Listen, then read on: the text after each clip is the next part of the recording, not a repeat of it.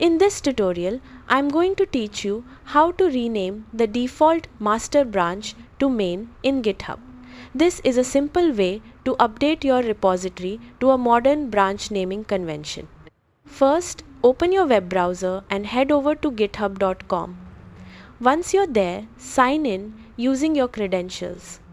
After logging in, look at the left panel and select the repository where you want to rename the default branch.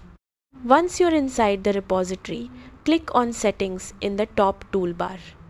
Now, scroll through the settings page until you find the default branch section. This is where you can manage the primary branch for your repository. Next to the current default branch, click the Rename Branch button, usually shown with a pencil icon. A text field will appear with the current branch name. Replace master with main, then click Rename Branch to confirm the change. GitHub will process the update and change the default branch name to main. And that's how to rename the default master branch to main in GitHub. Thanks for watching.